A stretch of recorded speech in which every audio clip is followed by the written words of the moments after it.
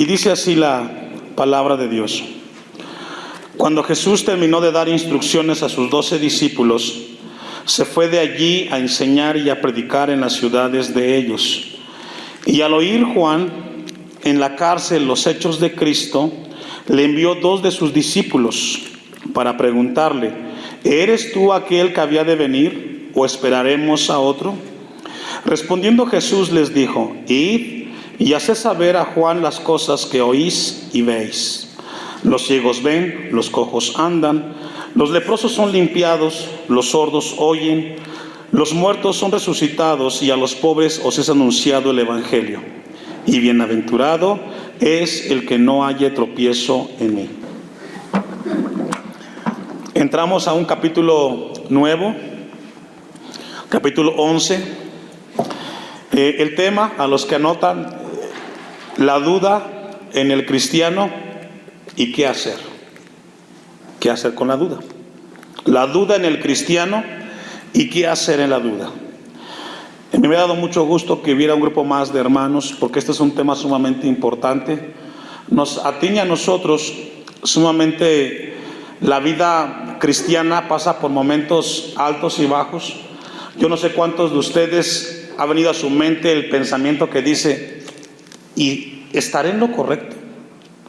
¿Vale la pena ir al templo? No sé si por su mente cruza de repente el pensamiento de: ¿será que me están diciendo la verdad o me están mintiendo? Yo no sé si ese pensamiento ha cruzado por su mente, pero el tema de la duda es un tema que alcanza al que no es cristiano como al que lo es. Lo cierto es de que Dios nos deja su palabra para entender y saber qué hacer cuando la duda viene a nosotros. La duda lo define el diccionario como un pensamiento perplejo y en suspenso entre juicios para decidir entre una cosa y la otra. También la duda tiene que ver con desconfiar o sospechar de alguien o de algo. Fíjese, la duda también significa dar poco crédito a una información que se escucha. Todo eso es la duda. Es decir, cuando viene a tu mente ese pensamiento, pasa el darle muy poco crédito a lo que estás escuchando, o ningún crédito, y poner en tela de juicio todo lo que se dice. Y esta tarde, con la ayuda de Dios, va a ayudar a examinar nuestras vidas a la luz de la palabra y entender qué significa Jesucristo en nosotros y qué hacer cuando esos pensamientos pasan por nuestra mente. Y puede ser que esta tarde tú tengas ese pensamiento: ¿valdrá la pena que con mis hijos esté ahí? ¿No estaré perdiendo el tiempo? Durante los 10 capítulos de Mateo que hemos estudiado, encontramos quién es Jesucristo. Aquí Mateo lo presenta como el Hijo de Dios, también como el Dios encarnado, como el Rey, como el ungido. Mateo lo presenta como el Salvador del mundo y reitera en muchas ocasiones que Él es el Mesías. Es lo que encontramos en el Evangelio. Voy a hacer una breve recuento de lo que hemos leído. Por ejemplo, en el capítulo 1 encontramos la genealogía de Jesús y cómo menciona que Él es el Mesías. En el capítulo 2 encontramos cómo Jesús cumple las profecías del Antiguo Testamento. En el capítulo 3 encontramos a Juan el Bautista, que se convierte en el precursor, el heraldo de Cristo Jesús, hablando un mensaje que Él vendría a cambiar los corazones. En el capítulo 4 encontramos cómo Jesús enfrenta las tentaciones en el desierto y cómo alcanza la victoria frente a aquello que Satanás vino y puso en su vida como tentación. Capítulos 5 y 7 encontramos el testimonio de las palabras de Cristo, la veracidad de Jesús. Capítulo 8 y 9 encontramos los testimonios de sus obras, es decir, encontramos los milagros, la liberación de demonios. Encontramos cómo Él llega a resucitar muertos, cómo llega a hablarnos del perdón del pecado Y en el capítulo 10 encontramos cómo Jesús le enseña a sus discípulos y los envía a predicar el evangelio a este mundo. A partir del capítulo 11 y 12 encontramos cómo ellos reaccionan de lo que han visto y han oído. A partir del capítulo 11 está dividido de la siguiente manera, a los que anotan. El capítulo 11 y 12 está lleno de cómo reaccionaron los que le seguían a él. Es lo que vamos a ver. Por ejemplo, del versículo 1 al versículo 15 encontramos cómo responde Jesús en cuanto al tema de la duda de los que le seguían. Del 16 al 19 del capítulo 11 encontramos la respuesta de Jesús en relación a la crítica de los que le seguían. Del 20 al 24 encontramos el tema de la indiferencia y cómo Jesús responde cuando aquellos que le siguen son indiferentes. Del capítulo 12 encontramos en la primera parte cómo Jesús aborda el tema del rechazo, de aquellos que le rechazan. Todo hasta ahí es una breve introducción en cuanto al tema de la duda. Cómo enfrenta el cristiano y qué hacer cuando la duda viene a nosotros. El Nuevo Testamento habla de la duda, ya sea en las epístolas o en los evangelios. Siempre el tema de la duda va dirigida a los creyentes, a los cristianos. Así que la duda se presenta como algo que tiene que enfrentar el que siga a Jesús. ¿Y qué hacer? Mateo capítulo 11, versículo 11, ahí donde estamos. De cierto os digo, entre los que nacen de mujer no se ha levantado otro mayor que Juan. Ahí hace referencia a Juan el Bautista. Pero el más pequeño en el reino de los cielos mayor es que él. Jesucristo habla de Juan el Bautista como una persona importante, que no hubo nadie más que Juan el Bautista con ese poder y ese ímpetu de predicar a Cristo. Jesús menciona que no hubo nadie más nacido de mujer que se levantara al nivel y a la estatura de Juan el Bautista. Pero ¿sabe qué? También Juan el Bautista dudó de Jesús. Si podemos encontrar un consuelo nosotros, también este hombre de Dios, Juan el Bautista, dudó. Mateo 21, 21, vaya conmigo. En repetidas ocasiones Jesús confrontó a sus seguidores y les llamó hombres de poca fe. Les reprochó de manera reiterada cuando ellos perdían la confianza. Dice Mateo 21, 21, respondiendo Jesús les dijo, de cierto os digo, que si tuvieres fe y no, ¿qué, hermanos? Y no dudares, no solo haréis esto de la higuera, sino que si a este monte dijereis, quítate y échate en la mar, será hecho.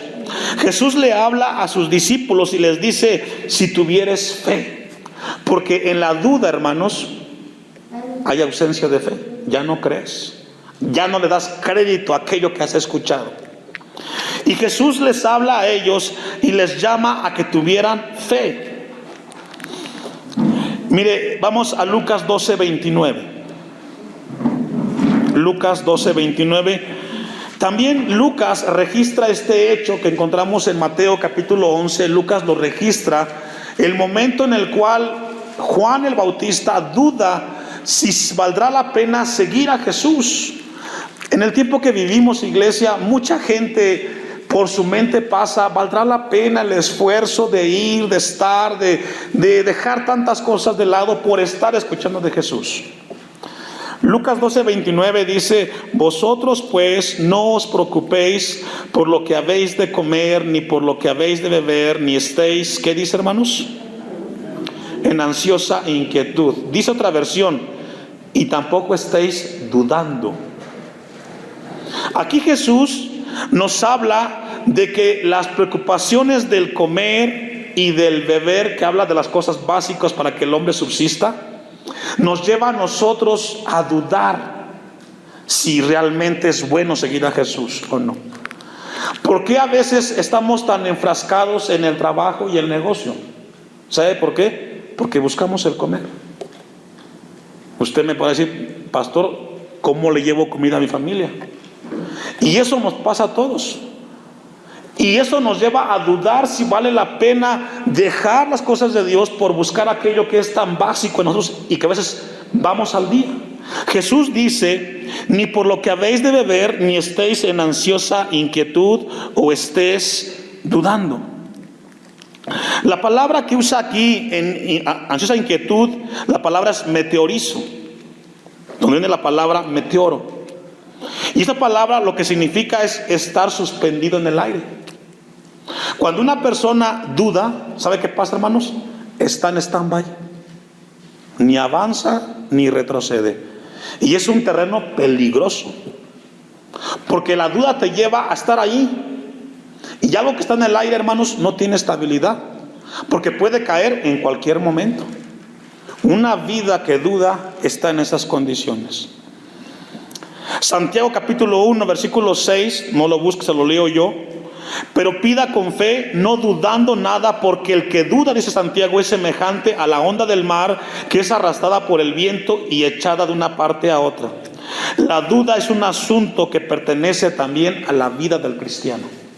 Usted y yo, esta tarde quizás pudiera alguno estar viviendo en su vida la duda, darle poco crédito a las cosas de Dios, y luchando y esforzándose, y quizás en su mente, con su esposa, con sus hijos, lo comparte, habla y dice, ¿valdrá la pena estar allí? ¿Será que es verdad? Vamos al pasaje de Mateo 11:1. Sabe que esta tarde Dios quiere enseñarnos y quiere hablarnos qué hacer cuando nos toca vivir ese episodio en nuestras vidas. Versículo 1 dice, cuando Jesús terminó de dar instrucciones a sus 12 discípulos, haciendo referencia al capítulo 10, se fue de allí a enseñar y a predicar en las ciudades de ellos. Qué importante. Jesús deja de darle a los discípulos instrucciones, y dice que se va de allí. Muchos dicen que se fueron a la ciudad de Galilea, donde venían la gran mayoría de los discípulos. Y se fue de allí y dice que fue a enseñar y a predicar. Es algo importante. Jesús, cuando se movió de un lugar a otro, enseñaba y predicaba. La palabra predicar significa proclamar. Versículo 2. Y al oír Juan, ¿qué oyó Juan? Que Jesús le dio a los que le seguían instrucciones. Juan escuchó que Jesús comenzó a recorrer las ciudades, y Juan comenzó a escuchar que Jesús enseñaba y predicaba. Eso fue lo que Juan escuchó. Entonces dice el versículo 2, los hechos de Cristo. Juan comenzó a escuchar las obras, lo que Jesús estaba haciendo, y le envió 2 de sus discípulos. Recordemos que Juan fue el que envió Dios para preparar el camino de Jesús. ¿Se recuerda? Llamaba a los judíos al arrepentimiento. Fue una persona importante Juan dentro del ministerio de Jesús, porque Juan comenzó a estar y hablar de Jesús siempre. Pero llegó el momento que Juan, al escuchar lo que Jesús estaba haciendo, le envió 2 de sus discípulos. Vamos a Lucas capítulo 7, versículo 11. Lucas 7, 11.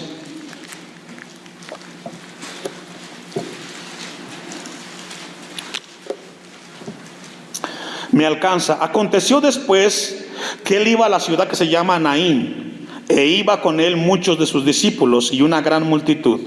Cuando llegó cerca de la puerta de la ciudad, he aquí que llevaban a enterrar a un difunto, alguien que ya había muerto, hijo único de su madre, la cual era viuda, y había con ella mucha gente de la ciudad.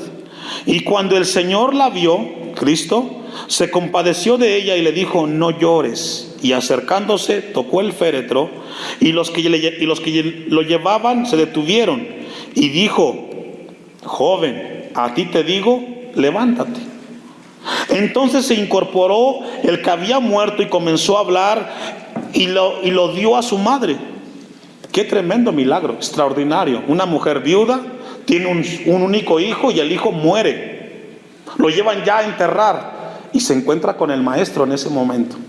Y qué hermoso es encontrarte a Cristo cuando vives esa experiencia. Y resucita a este joven. Versículo 16: y todos tuvieron miedo y glorificaban a Dios, diciendo: un gran profeta se ha levantado entre nosotros, y Dios ha visitado a su pueblo. Y se extendió la fama de él por toda Judea y por toda la región alrededor. Ponga atención en el 18. Los discípulos de Juan, ¿quién Juan? Juan el Bautista. Le dieron las nuevas de todas estas cosas. Le dieron las nuevas de todas estas cosas. Y llamó Juan a 2 de sus discípulos y los envió a Jesús. Dentro de la gente que seguía a Jesús en ese momento del milagro, cuando este joven lo resucita, iban 2 discípulos de Juan. Y le llevan el mensaje a Juan: oye, Juan, íbamos de esta manera y Jesús encontró una viuda y él hizo el milagro y el joven fue resucitado. Versículo 19: y los envió Jesús para preguntar, y los envió a Jesús. Vea qué interesante. Recibe el mensaje Juan y ahora Juan los regresa a Jesús para preguntarle: ¿eres tú el que había de venir o esperamos a otro? ¿Cómo se llama eso?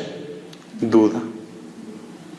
Le acababan de informar del milagro que había hecho y los regresa. Pregúntenle si vale la pena, si lo que hemos escuchado es cierto o tenemos que esperar a alguien más. Versículo 21: en esa misma hora sanó a muchos de enfermedades y plagas. Es decir, cuando envía a este grupo Juan, dudando de Jesús, hace Jesús más milagros. De espíritus malos y a muchos ciegos les dio vista. Vamos a regresar a Mateo 11, versículo 3. Entonces encontramos que Juan, sus discípulos le llevan el mensaje de que Jesús sanó a muchos y Juan, ahora aquí recordemos que Juan estaba preso. Según el versículo que hemos leído, él estaba en la cárcel. ¿Por qué? Por causa de haberle dicho al gobernante de que estaba viviendo con la que era su cuñada, con Herodías. Entonces Juan estaba preso. Versículo 3: para preguntarle: ¿eres tú aquel que había de venir o esperamos a otro? En otras palabras, Juan puso en tela de juicio si Jesús era el Mesías, si vale la pena seguirle. Recordemos que en Mateo 1, versículo 7, Juan dijo: viene tras mí aquel que es más poderoso que yo, a quien no soy digno de desatar encorvado la correa de su calzado. Encontramos entonces de que se convierte Juan en una persona que dudó de Jesús. Envió aquellos discípulos para preguntarle: ¿eres tú el que había de venir o esperamos a otro? Entró la duda en Juan. Ahora vean cómo en la pregunta hay 2 preguntas. La primera es: ¿eres tú aquel que había de venir? La segunda pregunta: ¿o esperamos a otro? Juan, en este momento la palabra nos revela algo muy importante, y pongan mucha atención. ¿Qué hizo Juan, hermanos, cuando dudó si Jesús era el Mesías o esperaban a otro? ¿Qué hizo él? Envió a sus discípulos ¿a quién? A Jesús. ¿Sabe qué tiene que hacer usted y qué tengo que hacer yo cuando lleguemos a dudar si estamos en lo correcto o no estamos en lo correcto? ¿A quién hay que ir? No le preguntes al hermano: oye, hermano, ¿vale la pena ir al templo? Si está peor que tú, ¿qué te va a decir? Pues no vayas, no busques. ¿A quién hay que ir? Si tú tienes duda de que vale la pena seguir a Cristo, arrodíllate y pregúntale a Dios en tu corazón, que Él te dé la respuesta. Es triste cuando somos inmaduros, que cuando viene a nuestra mente la duda, le preguntamos al más carnal del templo. ¿Y qué te va a decir? Pues ni hay que ir. ¿Para qué vamos? Encontramos entonces de que Juan va a Jesús y le pregunta. Versículo 4: respondiendo Jesús le dijo: id y haced saber a Juan las cosas que oís y veis. ¿Qué significa eso? Díganle a Juan lo que está pasando. ¿Qué está pasando? Los ciegos ven, los cojos andan, los leprosos son limpiados, los sordos oyen y los muertos son resucitados, y a los pobres es anunciado el evangelio. ¿Qué significa eso? Las credenciales de que Jesús es el Señor. Ve y dile a Juan, que está dudando, que Cristo sigue cambiando personas, sigue salvando a los pecadores, sigue libertando a los cautivos y sigue siendo el Señor de señores y Rey de reyes. Cuando la duda venga a nosotros, tenemos que hacerlo de esa manera. Vamos a Lucas 7:21. Vamos a regresar rápidamente. Lucas 7, versículo 18 en adelante, registra el mismo evento que Mateo. Les leo desde el 18 para entender. Los discípulos de Juan, una vez más estamos con los discípulos de Juan, le dieron las nuevas de todas estas cosas. ¿Cuáles cosas? De los milagros que Jesús había hecho. Y llamó Juan a 2 de sus discípulos y los envió a Jesús para preguntarle: ¿eres tú el que había de venir o esperamos a otro? La duda llegó a Juan. Cuando pues los hombres vinieron a él, dijeron: Juan el Bautista nos ha enviado a ti. ¿Sí logra ver? ¿Quién fue el que dudó? ¿Juan o los discípulos? Juan. Él fue el que dudó. El mismo hombre que Jesús dijo: ninguno nacido de mujer ha sido más grande que Juan. El que llamó al arrepentimiento. ¿Qué significa eso? Que por muy llamado de Dios que tengamos, también puede llegar la duda a nuestros corazones. Nadie es exento de esto, hermanos. Juan envía a los discípulos, dice versículo 20: Juan el Bautista nos ha enviado a ti para preguntarte: ¿eres tú que había de venir o esperamos a otro? En esa misma hora sanó a muchos de enfermedades y plagas y de espíritus malos, y a muchos ciegos les dio vista. Cuando le preguntaron a Jesús, estos discípulos de Juan, ¿sabe qué hizo, hermanos? Mostró su poder, que era el Mesías. Cuando venga a ti esa duda y te invada, hermano, hermana, ve alrededor cuántos nacidos de Dios caminan con el Señor, no dudando. Cuando venga a ti la duda, ve a Dios, ve a Jesús, y Él te va a dar la claridad de dónde estás parado. Vamos a ir concluyendo. Vamos a Mateo 11:6 para concluir. Porque después de que viene la duda en la vida de Juan, y después de que Jesús le contesta y le envía la respuesta a Juan, dice versículo 6: bienaventurado o afortunado o dichoso es el que no haya tropiezo en mí. Dice otra versión: dichoso aquel que no pierde su confianza en mí. La palabra tropiezo, escandalizo con Z, donde viene la palabra escándalo, significa lo siguiente.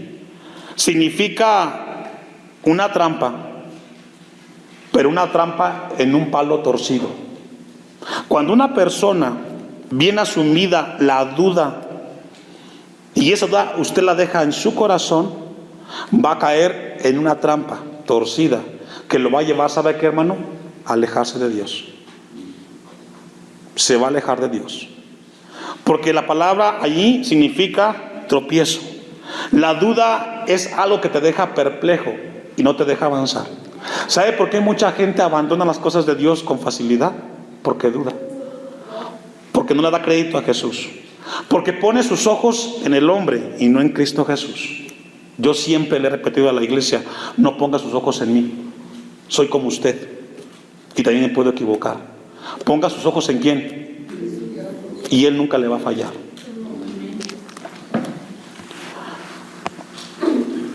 Vamos a ir a Filipenses capítulo 4.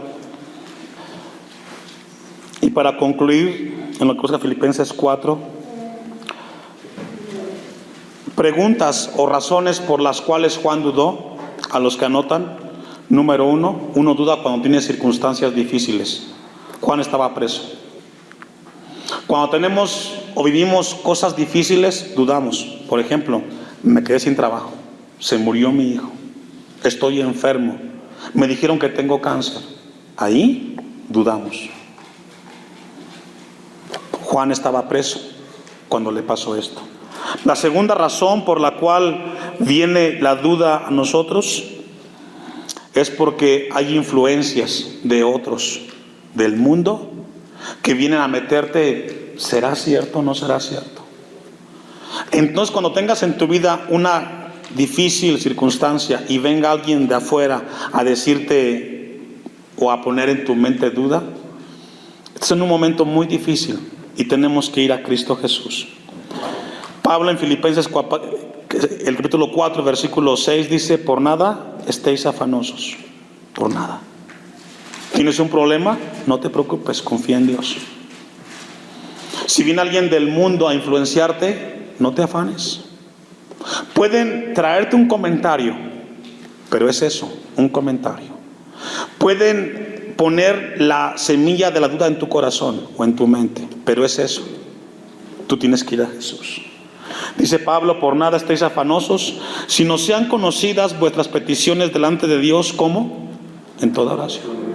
Si tienes un problema, si alguien influye en ti, ¿qué tenemos que hacer? Ve a Dios: Señor, pongo en tus manos esta circunstancia. Me han dicho, tú sabes que en mi mente tengo el pensamiento si vale la pena. Tú lo sabes, Señor. Dímelo tú, Jesús. ¿Vale la pena seguirte? ¿Estoy en lo correcto? Y ¿sabe qué, hermano? Jesús es tan grande que siempre va a contestarnos. Siempre. Versículo 6: y ruego con acción de gracias, y la paz de Dios, que sobrepasa todo entendimiento, guardará vuestros corazones y vuestros pensamientos en Cristo Jesús. ¿Sabe que Pablo experimentó eso? Pero al final, cuando él dudó, él fue a Jesús. Nadie está exento de dudar en algún momento. ¿Vale la pena esto?